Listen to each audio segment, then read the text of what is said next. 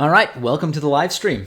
8:30 p.m. Eastern Time, Sunday, April 9th, 2017. I am going to be talking in pretty significant detail about what's going on with Syria. That's going to be sort of like the big topic today.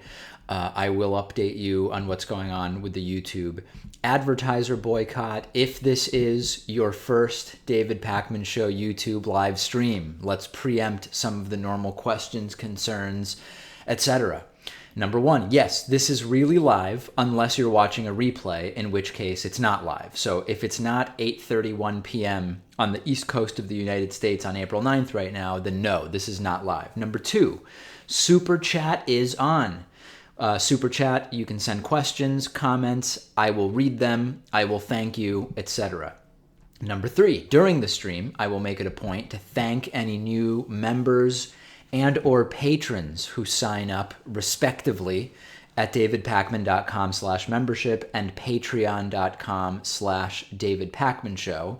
And number four, obvious trolling and hate will get you banned. Subtle trolling probably will not get you banned by the moderators. If it's so subtle that nobody notices it, I guess, right? I mean, I think it's if it's so subtle that you don't notice it, is it really trolling? It's sort of like if a tree falls in the woods and nobody hears it, did it really fall? I actually don't know why people say that. I think it did.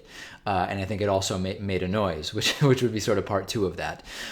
Okay, I will talk to you also about the latest with the YouTube ad boycott, and I know a lot of people are curious about what's going on with that, and we will also discuss this picture. And this picture, which was posted a day or two ago to my Instagram account, which is david.pakman. You should follow me there. More than 10,000 people do. And it would be great to get to 11,000. This picture will be the subject of a forthcoming discussion, I guess I should say, a little bit later in the stream. There's a lot to explain as far as that photo is concerned. So let's dig into Syria. This has been, I would say it's been the major story over the last 72 hours, but actually there's been a number of major stories. We've had the pre-escalation, possible escalation with North Korea, the implications there with China, etc. We've had this attack in Stockholm, which ISIS has taken credit for, although what does that even really mean? Do we ever really know whether ISIS is actually responsible in some way? But we are going to be talking about Syria. And my view on this continues to not so much evolve, but I continue filling in details and other sort of thoughts that I have about the Donald Trump decision to send 59 Tomahawk missiles to Syria. So let's start there. If you didn't hear, the base of the story is that Thursday night, Donald Trump made the decision to send 59 Tomahawk missiles to Syria. It's an airstrike. This is the first direct action that has been taken by the U.S. in Syria's 6-year civil war, and it came right after we learned of what we believe to be the use of sarin gas against the Syrian people by the Bashar al-Assad regime. I at this point believe that is who used the sarin gas. I know not everybody does believe that, and I'm not going to focus too much on that tonight, but I know that it is a topic of discussion. So it's certainly, if there's super chats about it, we can absolutely talk about it, but I'm not going to focus on that. There is not agreement about how accurate these 59 Tomahawk missiles were. The United States claimed, I believe at last count, at least at one point, was claiming 58 of 59 hit their targets. Videos that have been released combined with the claims from other sources say it was less. As little as half or fewer of the missiles hitting the targets, and there have been both videos and pictures floating around which have been independently verified. I don't know. It's always confusing when all of that information starts to come out, but there is not unanimity with regard to how accurate those 59 Tomahawk missiles were. Russia, which has been supportive of the Assad regime for years, was warned in advance about this strike. That's a detail that we'll sort of suspend for now, and it'll become relevant later when we dig into Russia, which I will. So first of all, what does this tell us about the Trump White House's attitude or philosophy towards Syria and foreign policy? I say it tells us nothing whatsoever. This is merely, as I said on the last live stream, this is the use of a tactic absent any particular strategy. Recall that Donald Trump opposed military action in Syria for years. Trump was going to be the president who wouldn't get us into wars, like he said during the campaign, unlike what Hillary Clinton was going to do. And there's been a lot of discussion about this action actually being unconstitutional because Donald Trump did not seek nor get congressional approval for these strikes. And that's absolutely true. And it's something that Donald Trump tweeted. I think I have the tweet here, the date. Donald Trump tweeted in August of 2013, "What will we get for bombing Syria besides more debt and a possible long-term conflict? Obama needs congressional approval." So clearly Donald Trump, at least at some point in 2013, understood that a military response in Syria would require congressional approval, yet he went ahead with military action without congressional approval. Okay, so there's no doubt whatsoever about that. This is an important criticism, but today let's focus on a criticism of the merits before we even dig into what it is that Donald Trump wants out of this, if anything, if we can even discern it, and then we'll talk about Russia and Steve Bannon. I mean, there's really a lot to talk about here. So we're already seeing, in reaction to this, many elected officials. You've got neoconservatives, there's corporate Democrats, there's the further leftists. Everybody has some kind of angle here. You have some neoconservatives moving in the direction of Trump, some neoconservatives that were not big Trumpists that are moving in Trump's direction because they like what Donald Trump did in Syria. You have libertarians and so-called constitutional conservatives, some of whom who were supportive of Trump during the campaign, moving against Trump. And then we also have corporate Democrats sort of split in confusion. Some want to oppose Trump, but kind of have wanted to strike Syria for a while. So they're in a state of confusion. The people I'm most sickened by are both Democrats and Republicans, or just the people, doesn't even matter their party, who were not on board with Trump before this strike, but now all of a sudden approve of the job Trump is doing because he dropped 59 missiles. How does dropping 59 missiles fundamentally change our understanding of Trump's doctrine, foreign policy, whatever, such that you would go from not supporting him to supporting him? It strikes me as incredibly ignorant to, just on the basis of having sent 59 missiles, unclear what number even hit the targets, as if it matters in this particular case, and saying, now I like the job that Trump is doing. 9 civilians, including 4 children, were killed in the missile attack in Homs province. And what did we get? What did we get for that? And to really understand that, we have to look at the reasons why the strike was not a good idea, okay? I think that it makes sense to explore why the strike was not a good idea. And I see people in the chat saying, hey guys, this is a warning. This was some kind of a warning. I'm going to address that, okay? Let's talk through the scenarios. Number one, let's think for a second. If the idea is to unseat Bashar al-Assad, and I don't know if it is, I'll get into that, but if the idea is to unseat Bashar al-Assad, if you're the Trump administration, you want Assad out. Well, if you're not willing to do boots on the ground, but you still want Assad out, military experts, not liberal commentators or conservative commentators, whoever, military experts don't believe that airstrikes alone would be enough to get Assad out. So if the idea is Trump wants Assad out, but no boots on the ground, because he said no boots on the ground during the campaign, it would be a failed strategy. We don't know whether Trump wants Assad out because recently Rex Tillerson said the White House is not hugely concerned with getting Assad out of power in Syria. But hypothetically, if the Trump White House wanted Assad out, airstrikes are not going to do it, and Trump claims he doesn't want boots on the ground. The point is, if you want Assad out and no boots on the ground, it's not going to work. If you want Assad out and Trump now is willing to put boots on the ground in Syria, Okay, we can have that conversation, but that's a major reversal, right? This is a major reversal from everything that Donald Trump said, not only during the debates, not only before the debates during the Republican primary, but for years, dating back to the 2013 tweets that I read to you earlier today.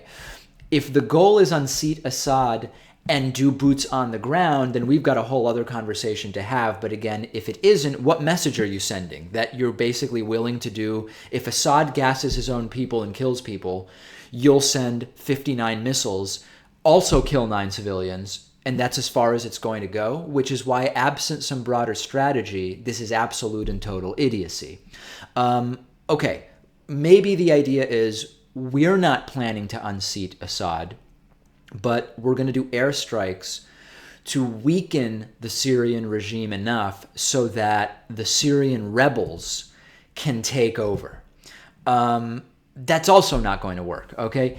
And if it worked, it also wouldn't really work. So 2 thoughts on that. Military experts also believe that because the Syrian rebels are not one unified group. Syrian rebels are made up of a number of different groups.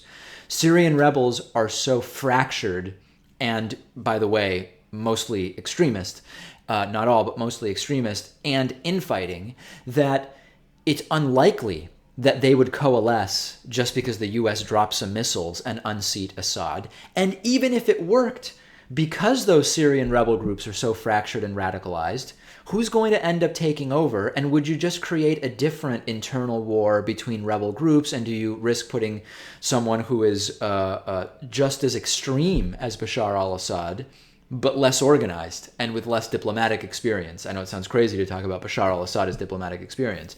So if that's your goal, it's also a bad idea.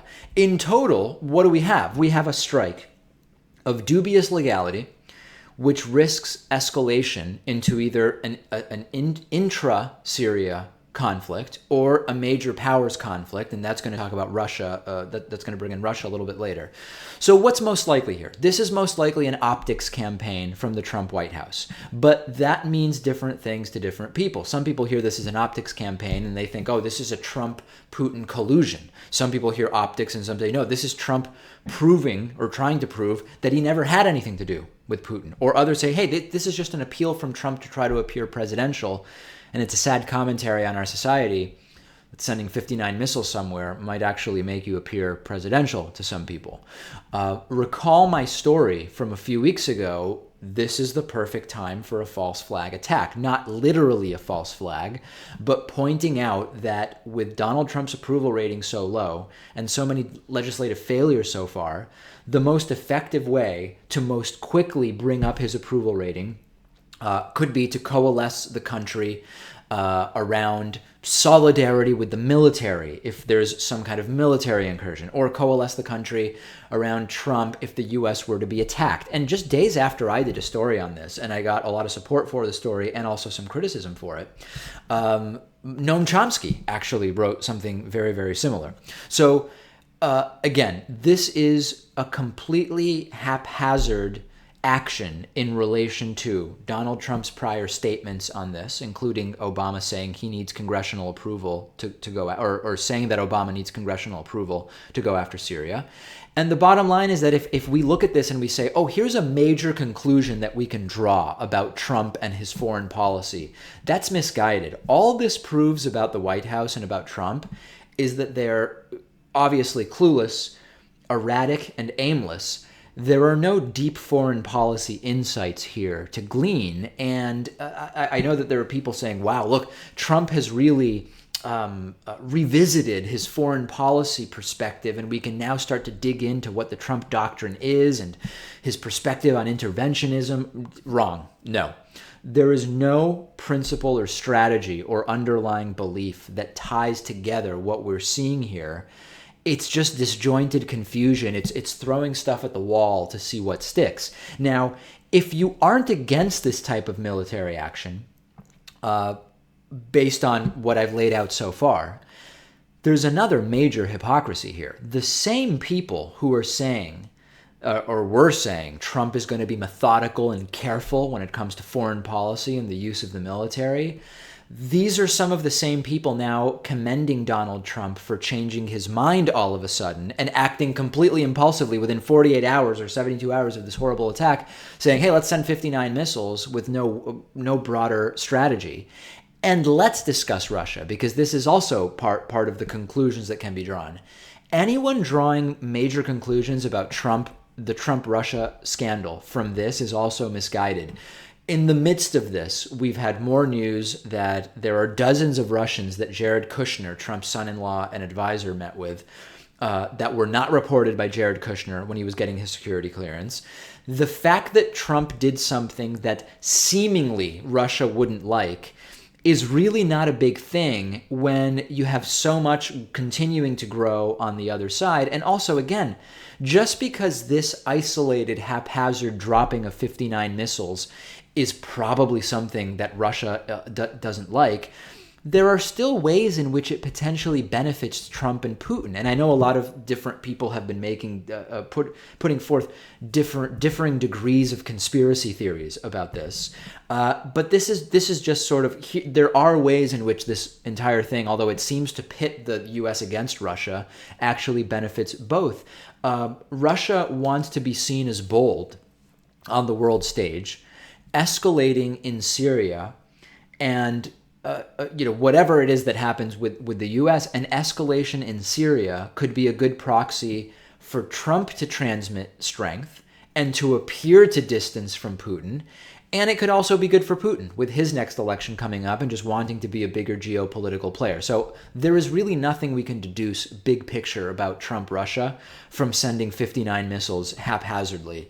And in fact, if we continue to see Russia relatively quiet about this, given that they've been supportive of the Assad regime for years at this point, it could be easily assumed that the communication from the White House to Russia before this strike took place is a sort of implicit or explicit statement that more isn't going to be done. 59 missiles were sent, and maybe that's it.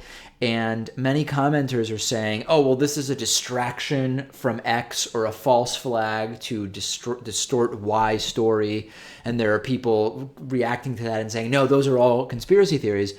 Those allegations are coming from every corner in some way, shape, or form, even from the Chinese president. And I think that it's not a good idea to dismiss the notion that these could be mechanisms that serve geopolitical interests. That is not in and of itself a conspiracy theory, right? And Xinhua, the state news agency from China, on Saturday said that this strike is the act of a weakened politician, referring to Trump, who needed to flex his muscles. And Xinhua also said that Trump ordered the strike to distance himself from Syria's backers in Moscow to overcome accusations that he was pro-Russia. This isn't about me saying, now I believe everything China says, but my point is, you are seeing pretty obvious hypothesizing based on the clearly seen motives about what there could be behind this, from everybody from,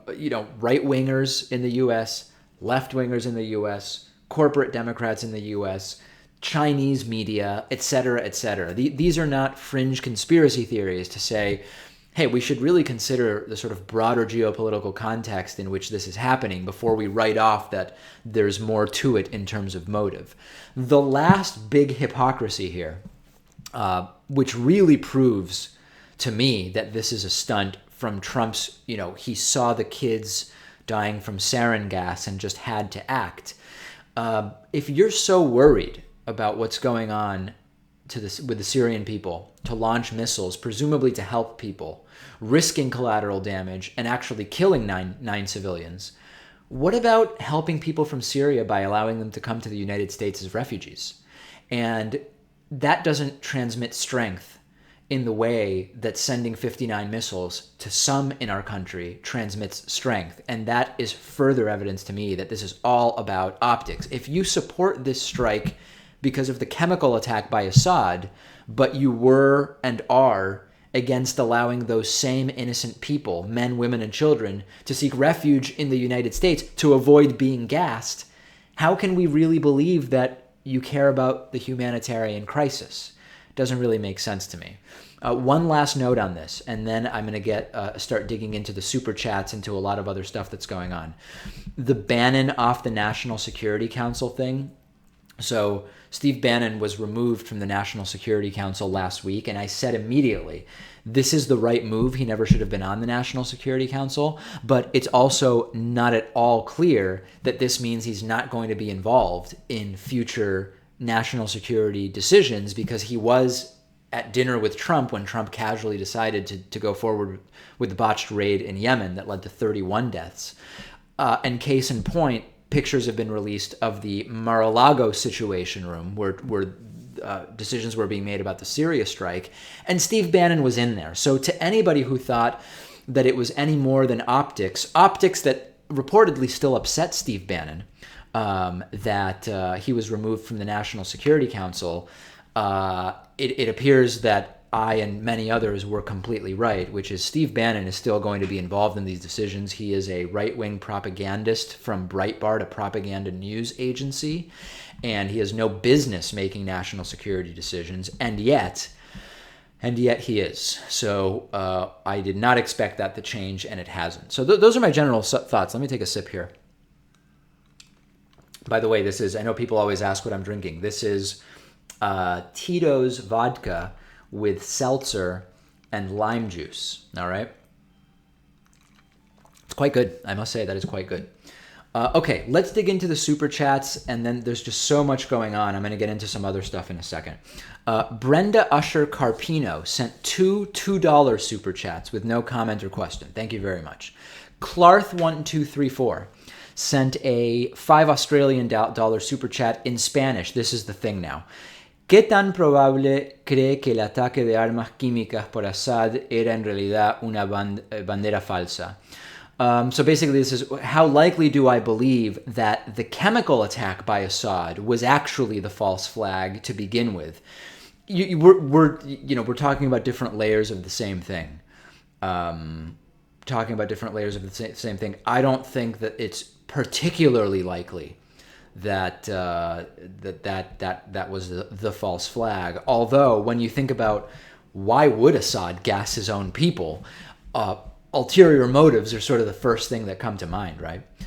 Barra Two Swords sent a $5 super chat. Thank you very much. Michael Matthews sent a $5 super chat. Doesn't it make more sense that launching 59 missiles was more a flex than an actual calculated or justified move? Trump, America looks strong, etc.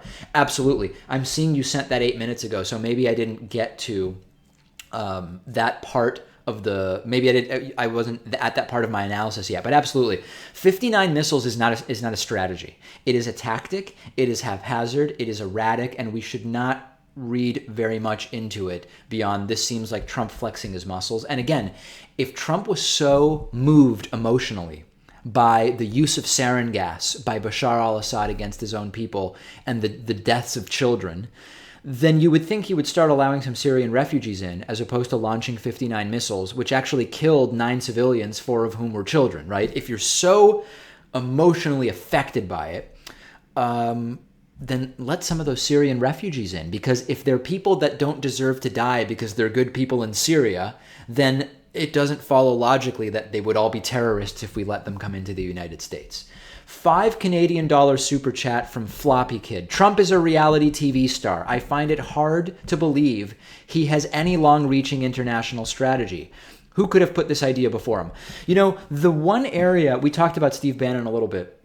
There's something to be said about the timing of Bannon leaving the National Security Council and then Trump doing this.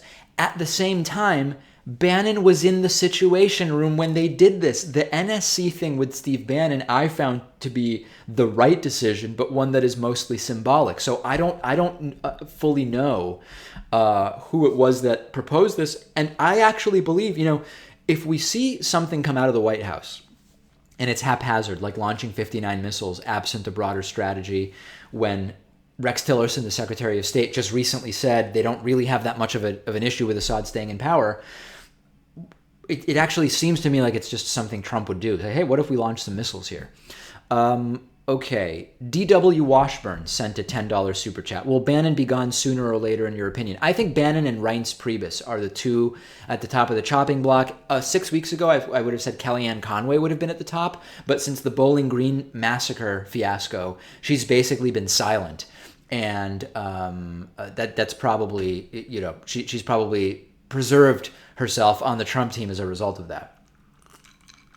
Strand FPV Films has sent a $5 super chat. Is the naval aircraft carrier going to North Korea as an exercise, or should we be worried? I will be addressing this story on the show tomorrow.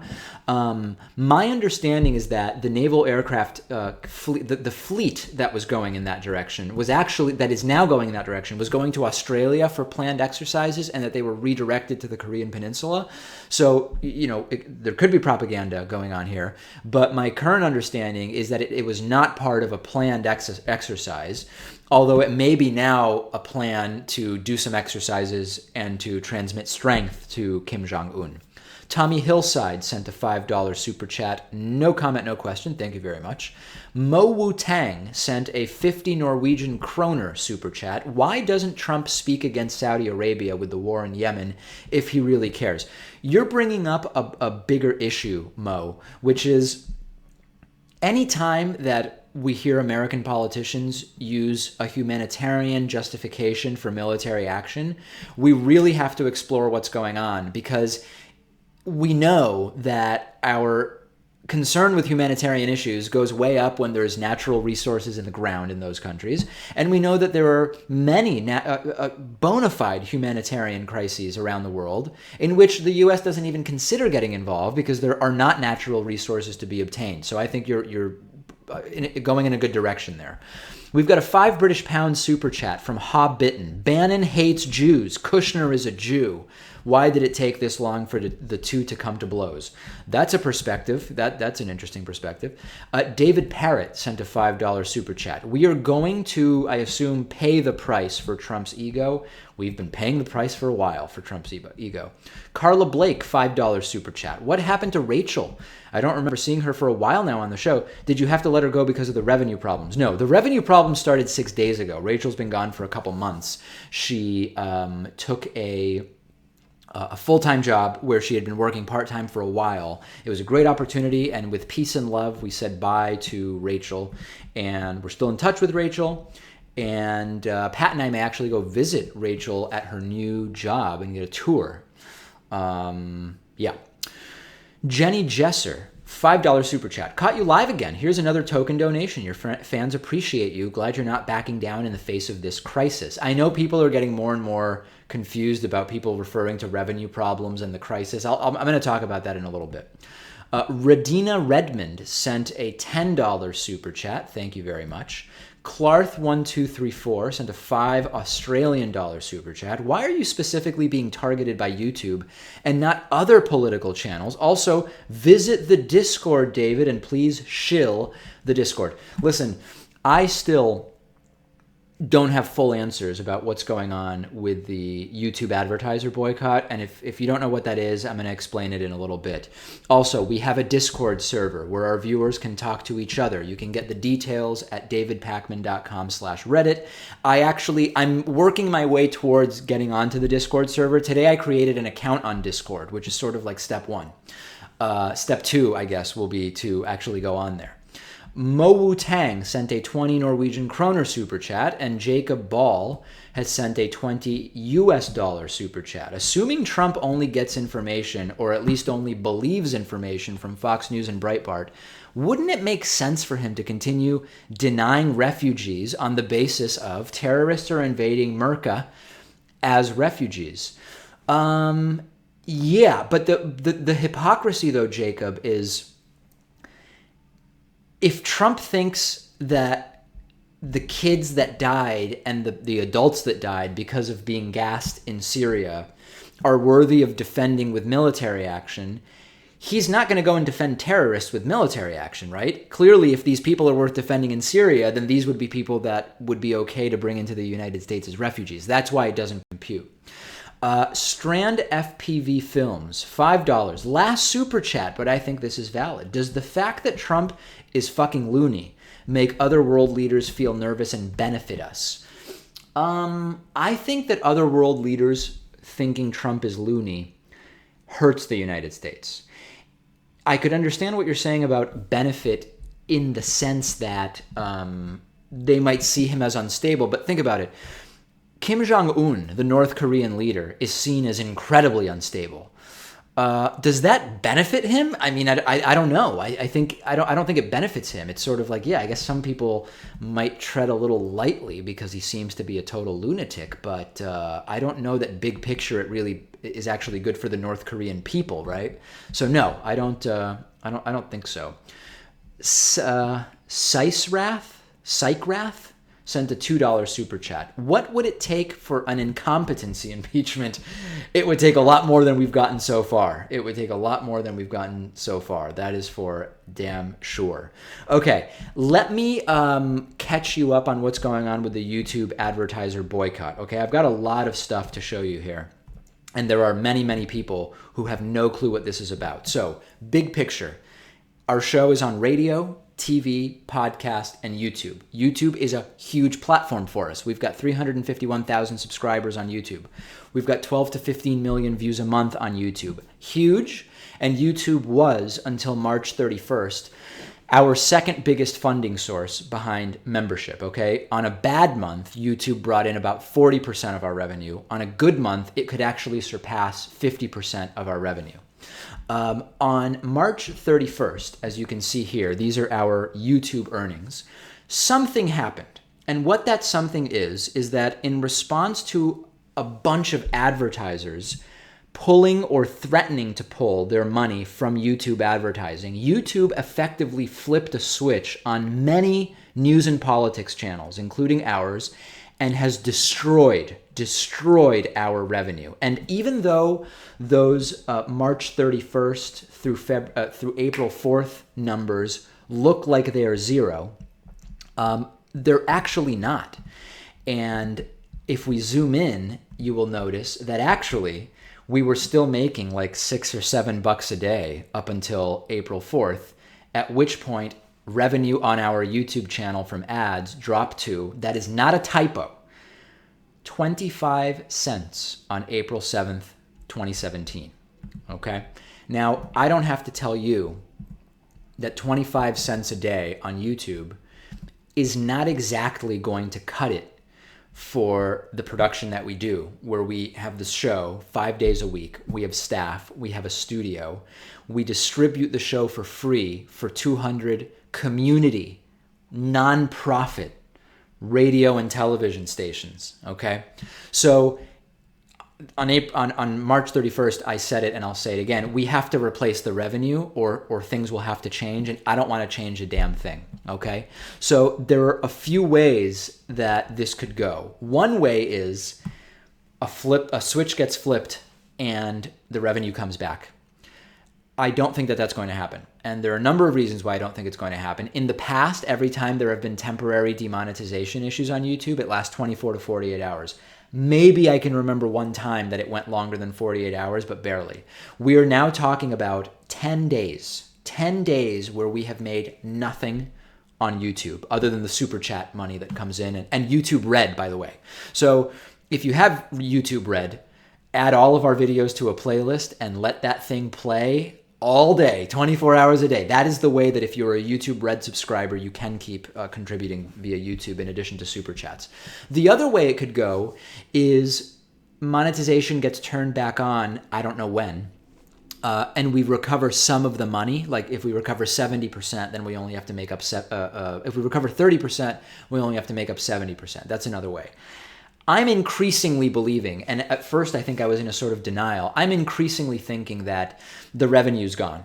I think that the revenue is gone and we're not going to be able to count on this again, and that this is going to be a major problem and we're going to have to fix it. And I've been texting for days, with Kyle Kulinski and Benjamin Dixon and people from the Young Turks and right-wing YouTubers and sort of non-political YouTubers. I did a stream with Sargon of Akkad, not someone I agree with on a ton of issues, right? I mean, clearly, although on issues of censorship and free speech, we probably have a lot in common.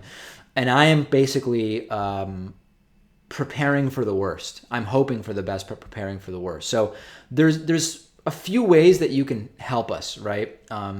Number one, you can get a membership at davidpakman.com/membership. I'll tell you a little bit more about that in a second. We have a coupon code. If the normal prices are high, you can use the coupon code I voted 17. Number two, you can become a patron at Patreon. And this, I think, really has potential to help us because it has this sort of public community aspect where every time someone makes a donation, you see the numbers trickle up.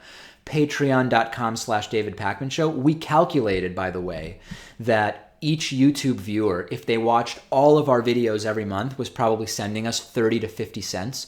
So if you just go to Patreon and you put in $1, you've basically covered yourself and one other person, okay? And number three, if you shop on Amazon, this is not Amazon Smile. People get confused. This is just our Amazon affiliate link, davidpakman.com/Amazon. You won't see anything different. You just go to that link. It'll send you to Amazon, and then anything you buy sends us a 5 to 8% cut. Okay, so that's really, really useful. So how do these different things work? Well, number one, Patreon is doing better and better. At the beginning of the stream, I took a screenshot and we had 1,014 patrons on Patreon. We now are up to 1,000 and... Oh, we're still at 1,019. Okay, well, listen. So we're at 1,019. We started at 1,014. If we can get to 1,100 during the stream, we did this last week and it was great. If we can get to 1,100 patrons during the stream, I will create and release a custom coupon code, which I will only tell you about on this stream. I think the stream got interrupted there. Did the stream get interrupted there? I apologize for that. I think we're live. Are we back, guys? Yeah, I think we're back. Anyway, if we get to 1,100 patrons, I will create a custom coupon code. I don't know what just happened there with the stream, but something very weird happened. I'm glad we're back. And it will be a 55% discount coupon code. So we have a 40% discount coupon code, which is I voted 17. But if we get to 1,100 patrons during the stream, I will create and tell you a really great coupon code. Now, here's something else that's going on. People who follow me on Instagram recognize this picture. Let me give you a second to soak that in. There are a number of questions often about how I keep my hair under control. And the other day, just because of the timing of my shower, I did not use any controlling product. And this is what happens. And I posted this to my Instagram account, david.pakman. You should be following me there, by the way, david.pakman. On Instagram. And it was suggested that if we get to a certain number of patrons, that I do an entire show in the studio with this hair. In other words, to do this and do an entire show in the studio. I am willing to do that. I believe that if we get to 2,000 patrons, we're only a week into our Patreon account, and we are halfway there. If we get to 2,000 patrons, I will do a full show in studio, and it'll go out on Free Speech TV, to our TV stations, and all of that stuff with my show that way. So that's just a little bit of extra incentive for people to contribute at patreon.com/DavidPakmanShow. Instapoll, let me go to the chat. Do you believe that we will get to 2,000 patrons, given my commitment to doing an entire show with my hair like that, by May 1st? By May 1st, do you think we will get to 2,000 patrons? Just yes or no in the chat. Let's see what people think there. I'm positive about it. I think we actually could get there. Are we having streaming issues? I feel like we are having some stream issues. Stream is breaking up. Stream is on tilt. That's not good. I think it's because I accidentally stopped the stream and then restarted it.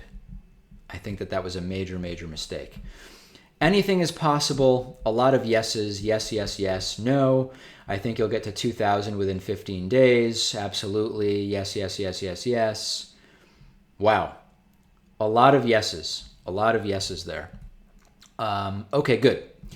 Listen, if the stream keeps acting up, I've got a lot more to talk about today. If the stream is acting up, the one thing I could do is pause the stream and then restart it. But I'm worried about that. It can sometimes make the problem even worse. Getting better. It has improved. Oh, I know what the problem is. Give me 1 second. This might disconnect it. Somehow I got on. Okay. I have switched back to my, I'm back to my wired connection, and I've restarted it, and I'm hoping that this has fixed it. Has this fixed it? I think that this might fix it. Oh boy. What is going on? I think that this might be better. Is it better? I don't know what happened.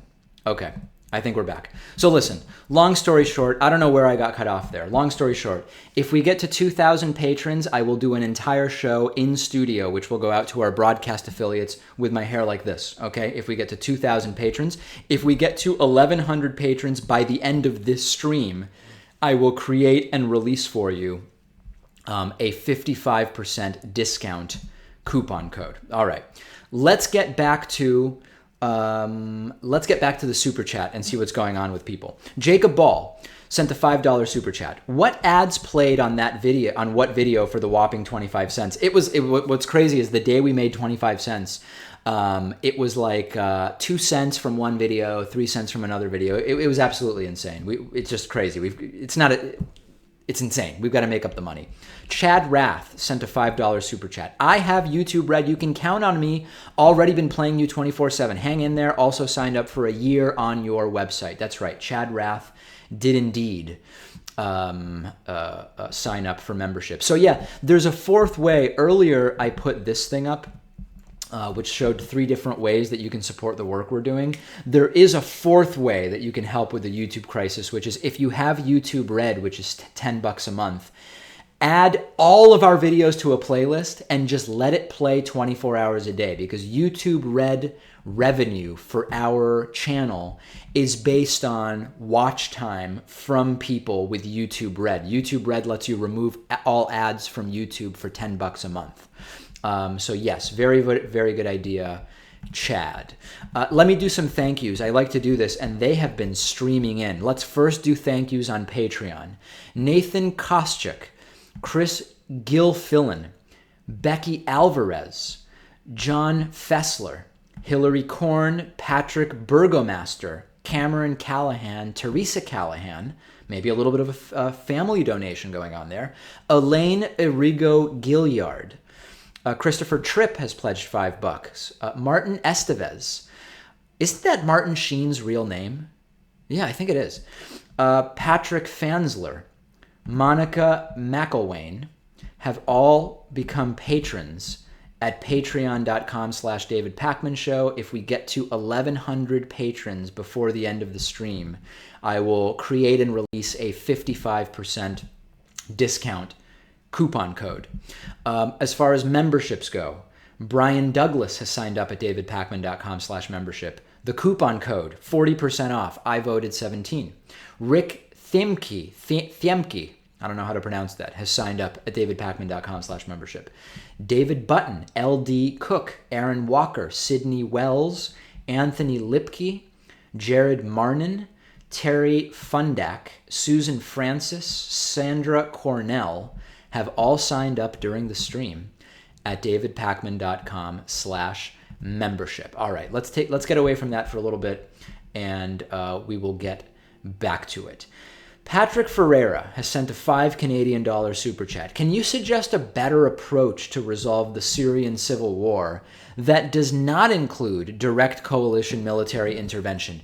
On tomorrow's show, Patrick, on tomorrow's show, we are going to talk about that. And, I think a relevant question is it the duty of the United States to resolve the Syrian civil war? I'm asking it in a serious way. It's not a rhetorical question. Is it the responsibility of the United States to get involved? And we can talk about that. Big Orange Tea has sent a $5 super chat, supporting you on Patreon and membership. Happy to do it. We need independent media. Thank you. I really appreciate that. And Jenny Jesser, one more donation because my children wanted to hear you say my name again. That was hilarious. I hope I'm saying it right. I don't look at that and see any other way to say it than Jenny Jesser. So I hope that is the right way. We're also going to be talking tomorrow. This is a story related to Syria, but it's also a media coverage story. I've been reviewing, and there's a good Google Doc that's been shared around the last few days. What have been the editorial positions on Trump's Syria strike from different major newspapers around the country? And the reason I started looking into this is that there was an interesting post on our Reddit discussion forum, which, by the way, if you're not on, you should be on because it's fantastic, the discussion that's going on there. There was a post where a user said that they were too young to remember what the run-up to the Iraq War was in 2002 into 2003. And they were sort of wondering, what was the media like back then? And if you don't remember, or if you were too young, or you weren't paying attention to politics at the time, the lead up to the Iraq War in corporate media was basically beating the drums of war. The exception to that was the great Phil Donahue, who I had the pleasure of meeting. And if you follow me on Instagram, there's actually a picture of me with Phil. I'm on Instagram at david.pacman. Phil Donahue was actually a voice that was questioning on MSNBC the clear path towards the Iraq War. And he was removed. He was removed from the show. His show was removed. He was removed from the network.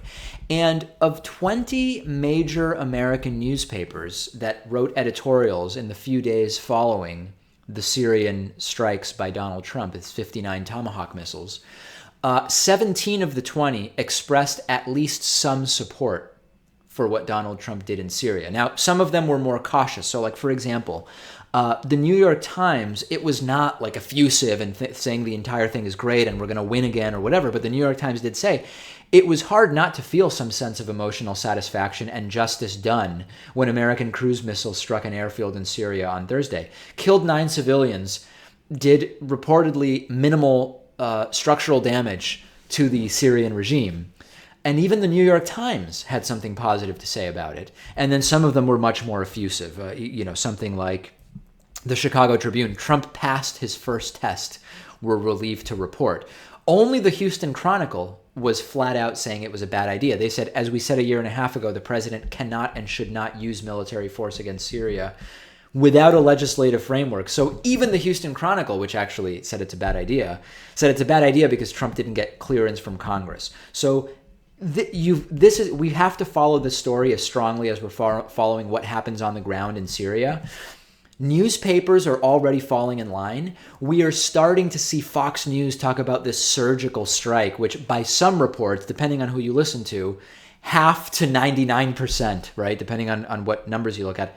Some sources have said that only half of the missiles actually hit. To call this surgical when 9 civilians were killed, we've killed a significant portion of the number of people that were killed by Assad to trigger this attack. So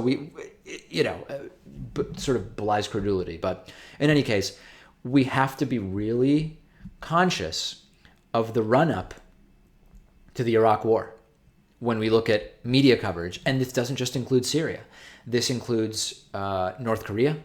This includes, potentially Iran if we get back to that. So we've got to really, really important thing to be paying attention to, and I hope people are aware of it and will follow it. Okay, let's see what other super chats we have. Grarg sent a $5 super chat. David, you could make side money starting a channel about men's hair and grooming. That's interesting. That is interesting. Well, we'll see. I mean, if we get to 2,000 Patreon supporters, as I've said, I will do a full show from the studio with my hair like this. Okay? So if you want this on the show, then you've got to go to this at patreon.com/DavidPacmanShow. This and this. Depends on what's more important. I suggest going to Patreon first, then checking out the picture in detail on Instagram. Okay. Reyes Master sent a $5 super chat. Thank you very much. Oraki Cook sent a 10 New Zealand dollar super chat. If you go broke, move to New Zealand. Mountains, lakes, etc. And best of all, no Trump. Brian D sent a $10 super chat.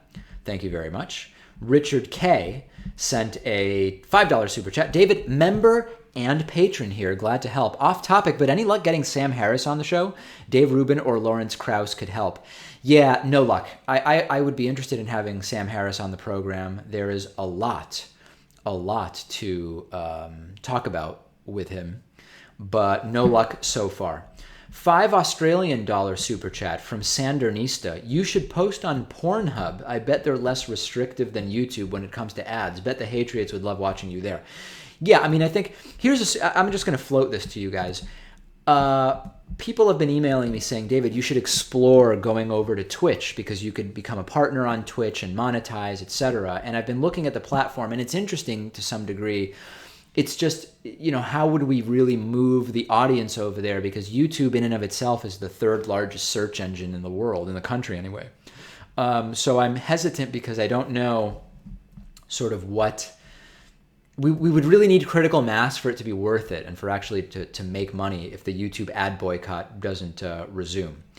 280Z Turbo sent a $5 super chat. I want to be patriotic, but is it a contradiction to support the troops if you believe that the war they're fighting is wrong? No, listen, the way to support the troops is to say we should only send troops into battle when it is absolutely the right thing to be doing. So by definition, for me, supporting the troops means we don't amorphously support them if they're fighting the wrong battles. We say we want to support them by keeping them safe because their sacrifice is something that allows us not to have a draft. And in order to pay them back for that, we should not be using the troops sort of like a personal, PR team, which is what it seems that at least, not boots on the ground, but the 59 Tomahawk missiles were for Donald Trump so far. So no, a 280Z Turbo, you're absolutely thinking about this the right way. It is not patriotic to just say, I support any mission, because that's what I believe it means to support the troops. Thank you to Christopher Burt, who has signed up at davidpakman.com/membership. Not using the coupon code, doing a level 2 yearly membership. Thank you very, very much. Also, a number of new patrons: Kirk Abbott, Stephen Werner, Mark Quinn McCarty, Schuyler Ridded. That is a very difficult name to say. $5 patron. Jeff Sullick has pledged $2. Oscar Flores has pledged $2. I wonder if that's the Oscar Flores I know personally. That's interesting. I wonder. Gavin pledged $1 at patreon.com/David Pakman Show. Kimberly Duder pledged $2, and Kara Middleton pledged $1. I've said this before, and I'll say it again. Sometimes whenever there's any sort of call for public support, people will say or think to themselves, I can only contribute $1. It's not even worth it.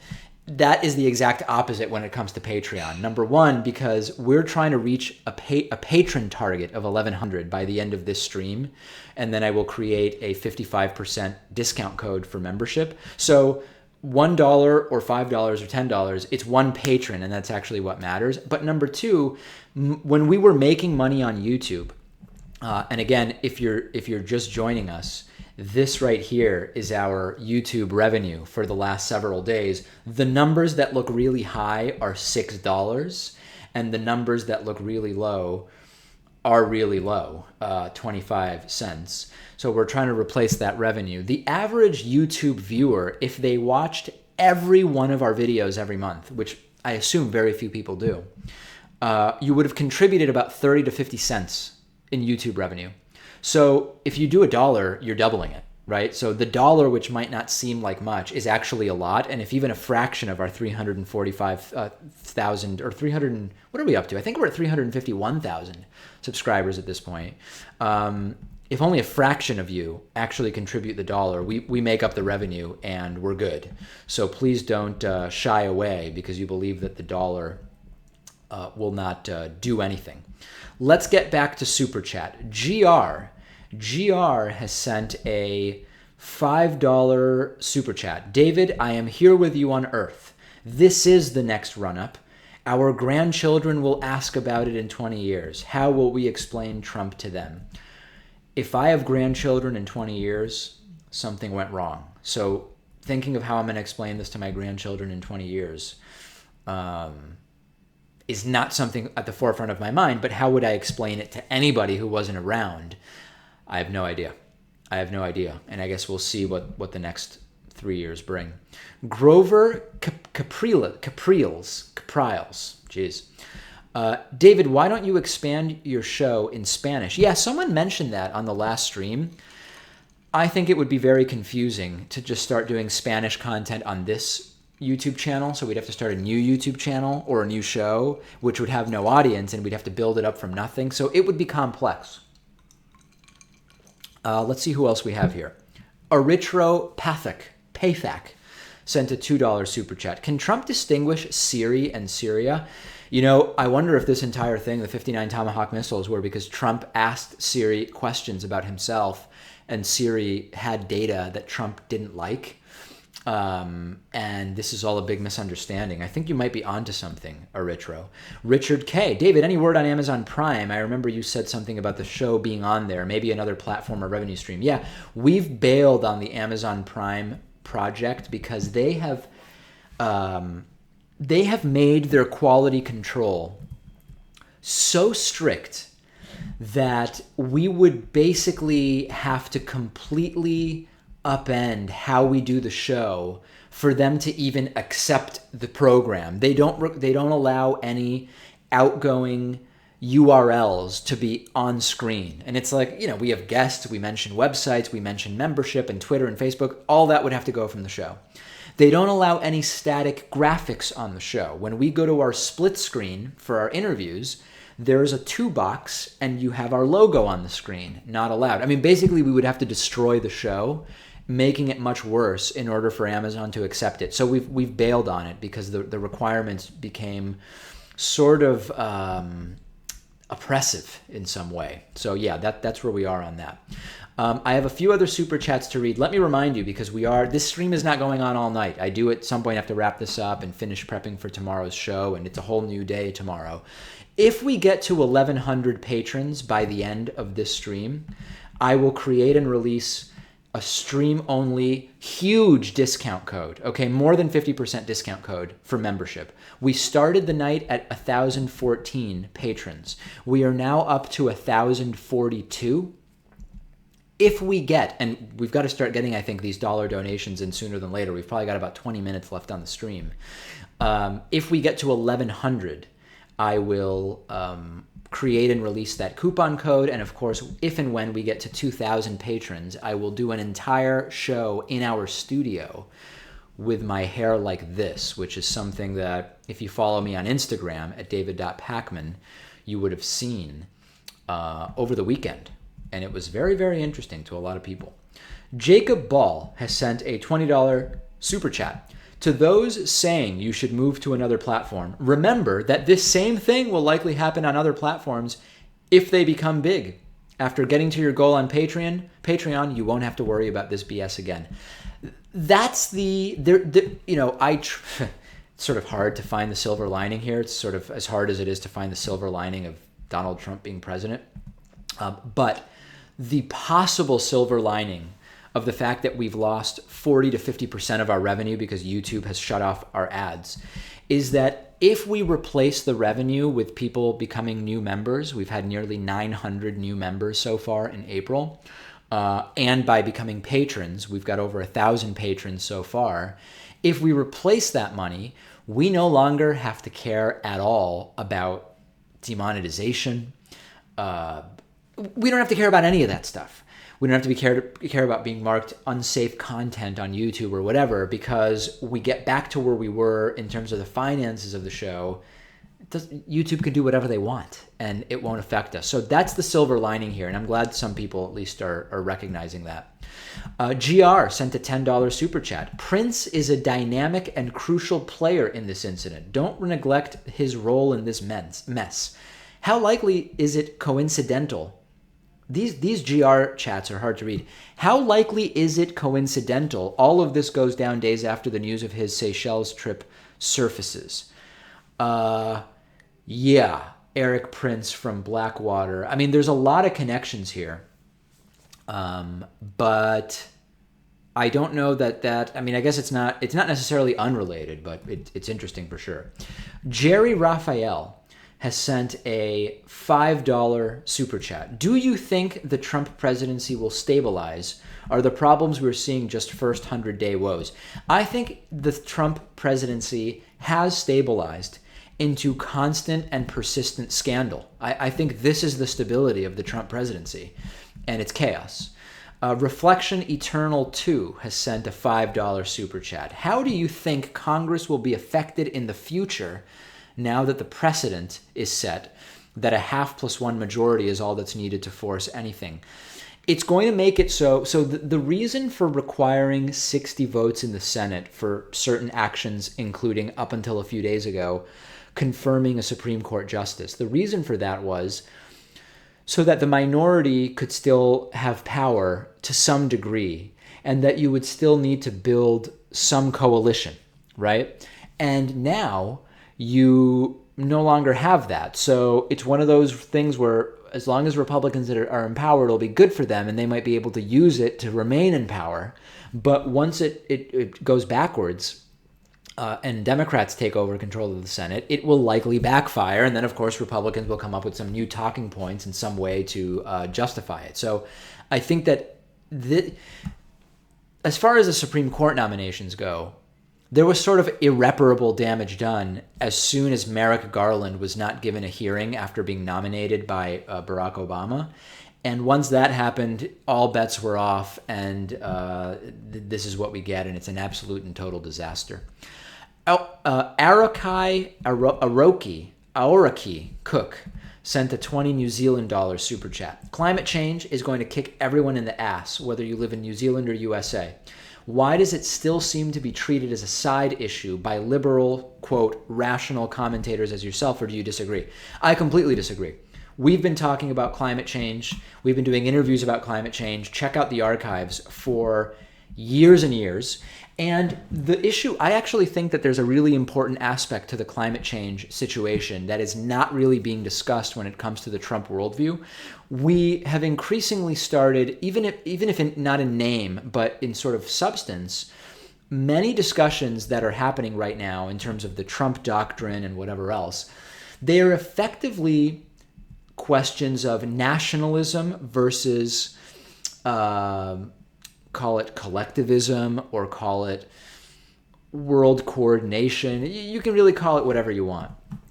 One of the reasons, so you can sort of disagree conceptually with isolationism and nationalism, and you can disagree with it for sort of cultural or other reasons. But there's a particular reason why right now nationalist solutions to problems will actually not work, and climate change is at the top of that list. We have these imaginary lines on maps called country borders, and you can put border guards there and you can stop allowing people to come in from other countries, but you can't stop pollution, and the West Coast is dealing with it when it comes to China. If you look at Europe, where countries are so small, and there's no way that a lot of these individual nation decisions are going to be felt only within the country. So fundamentally, when it comes to climate change, the Trump idea of nationalism does not work when it comes to a problem like climate change that does not respect country borders. Further, the issue of technological unemployment that is growing. You know, we heard during the campaign Hillary Clinton and Donald Trump talking about how they're going to bring jobs back. Nobody mentioned, nobody had the balls to mention the fact that tons of jobs are just gone and they're not coming back, and more are going to go away because of machines and artificial intelligence and robots and automation, because it was a losing battle. Whoever mentions that first, the other candidate says that's a loser's mentality. You're already admitting you're not going to bring jobs back, but that's the truth. We are not going to solve the problem of technological automation at the country level. Countries can pass protectionist policies, and we've already explained in detail and interviewed a number of economists about why those policies rarely are actually good for the people that at least ostensibly they are there to help or protect or whatever. So that's another issue where the nationalism of Trump is just not going to work. It's not going to work, and we particularly need to be cautious of that. And I don't know. I mean, to say that I don't think climate change is a big deal, it's a huge deal, and I talk about it all the time. GR sent a $2 super chat. Watch Pac-Man, we will find Prince betwixt it all. All right? We will keep an eye out for that. Let me send out some more thank yous. Remember, we have about 10 minutes left on the stream. We are at 1,047 patrons at patreon.com/David Pakman Show. We started the evening with only 1,014. I want to say thank yous to Sean Walker for pledging $2, Michelle Pope for pledging $2, Jessica Larson for pledging $1, Keith Nelson has pledged $5, Ryan McChesney has pledged $5, Alice Wujak has pledged $2, Tony Carr has pledged $2, and Kevin LaBelle has pledged $2. I'm seeing a lot of familiar names on the stream. Like there's an Oscar Flores who pledged. I don't know if that's the one I know personally. I know a Kevin LaBelle personally. I don't know if that's the one that pledged either, but it is very, very interesting. Also, big thank yous to new members that have signed up during the stream at davidpakman.com/membership. Bobby Wallace has upgraded their membership. Christopher Burt, I think I already mentioned earlier. Thomas Hoyt has signed up at davidpakman.com/membership. Sandra Lord has signed up at davidpakman.com/membership. And Susan Sanders has signed up at davidpakman.com/membership. You can get 40% off of your membership, by the way, if after clicking that red sign up button, you enter the coupon code IVoted17. It is very, very easy to do. It's all lowercase, all one word. And it's all happening. You'll get instant access to the bonus show. The bonus show is, people who don't know about the bonus show, by the way, the bonus show is an extra daily show that we do just for our paid subscribers. We do extra stories there, but we also do other things. Like we've tried vegan cheese. Our producer, Pat, is vegan. We've tried vegan cheese that was sent to us by a viewer. We tried it on the bonus show. I told what is now infamously known as the St. Patrick's Day public urination story on the bonus show. A lot of interesting and unique things happen on the bonus show, so I encourage you to check it out because it is bigly tremendous. That is for sure. We have a $2 super chat from GR. Sent you email tonight, germane to jobs, issues, and wages. That's interesting. I wonder who GR is.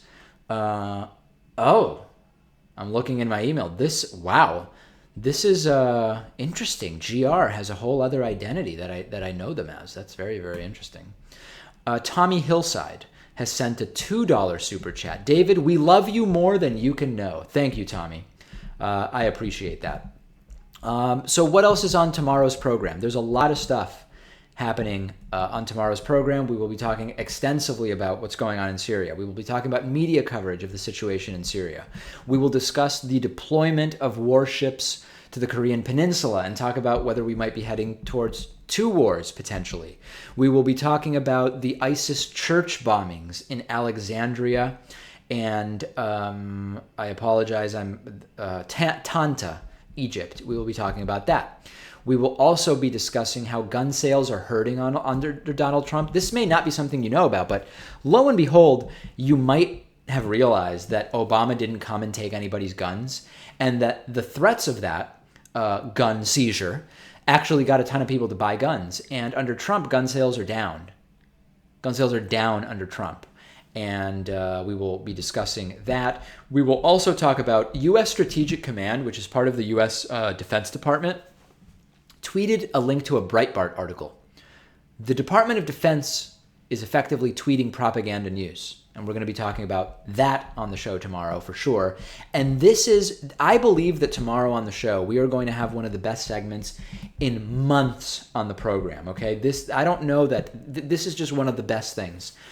Along with segment producer Noah Ferguson, we've been developing a piece, a long-form piece, it's about 25 minutes long, on fake news and propaganda news, okay? I'm not going to give you the outline of the entire thing. Suffice it to say, this is the type of piece where when I remember that we are making, something like 25 cents a day from YouTube, I really start to get frustrated, because this is the type of piece that we work on for weeks. Background research, narration, graphics, animation. It is such a good piece that we will be debuting over the next 2 days on the show and in full on YouTube tomorrow on fake news. This is the type of thing that I don't want to have to start doing, have to stop doing as a result of the funding we've lost from YouTube. So to the extent that you value those long-form investigative pieces, and if you want to wait and see tomorrow's and then say, if it's good, then I'll put in $1 or $2 at patreon.com/David Pagman Show. I feel so strongly about this piece on fake and propaganda news, and we pull no punches. And it is a really, really good piece that I think you're going to enjoy tomorrow. John Sanderson sent a $10 super chat. Thank you very much. Nathan Brendan Masters sent a $2 super chat saying, see if my ads are running on your channel. I don't know what that means.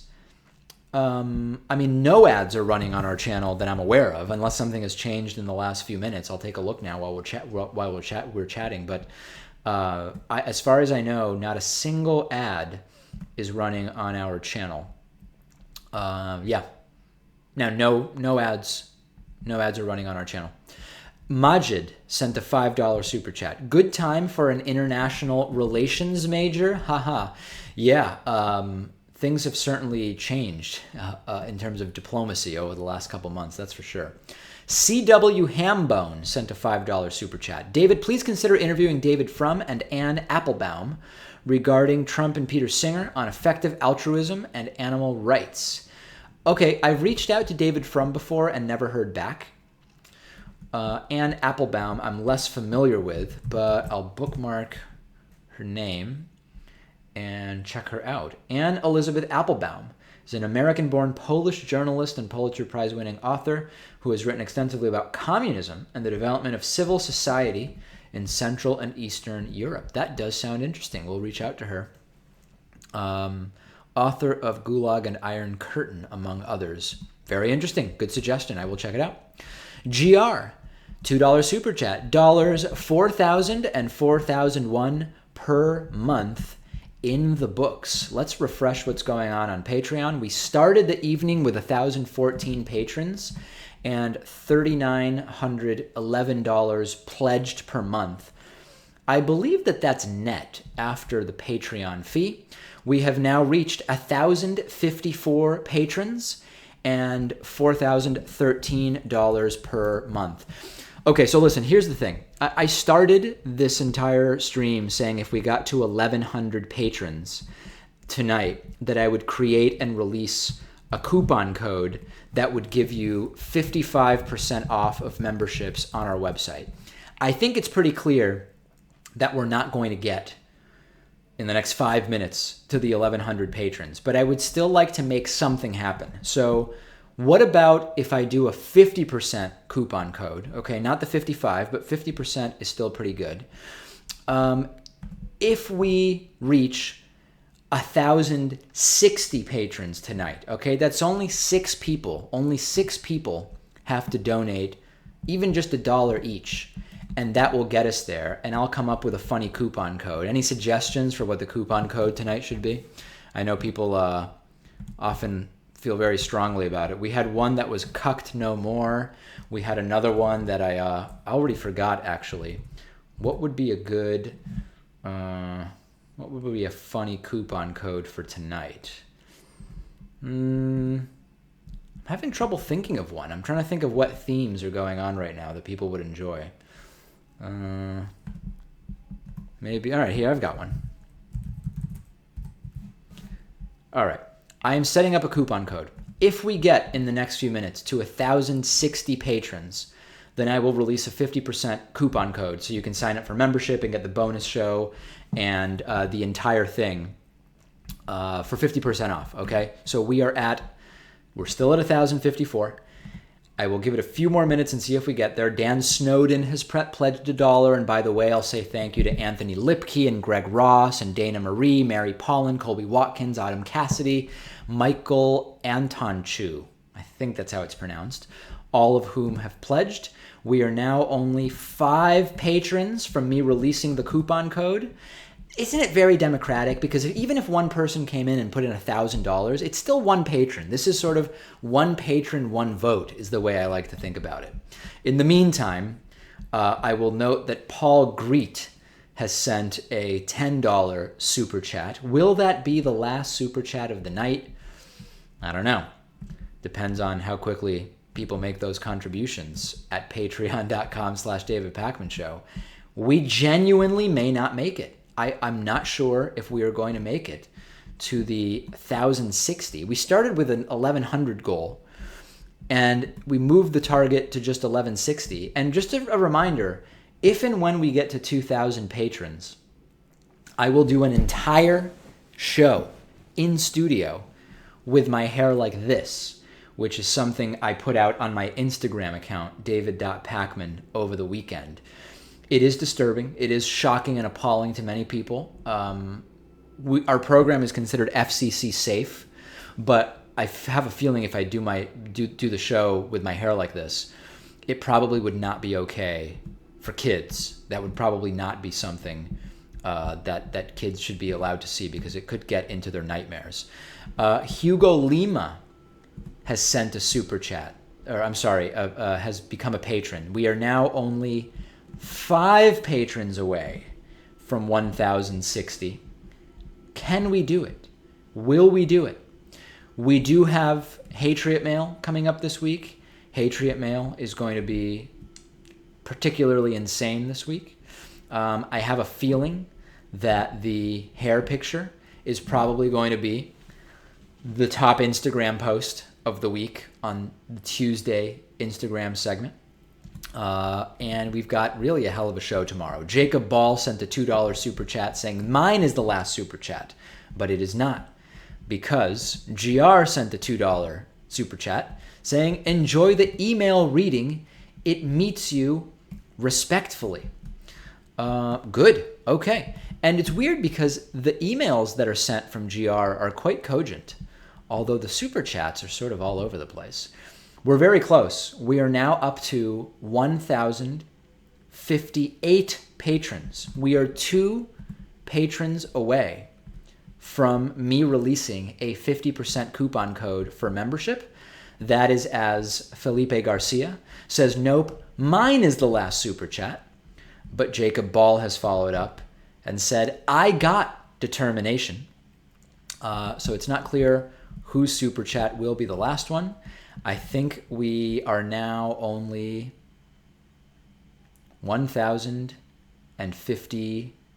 There it is, 1,061. We passed it. Okay, so here's the deal. This code I'm about to give you, write this down. This code I'm about to give you is going to give you a 50% discount off of your membership on our website, okay? And to be super clear, the way this works is you go to davidpakman.com/membership.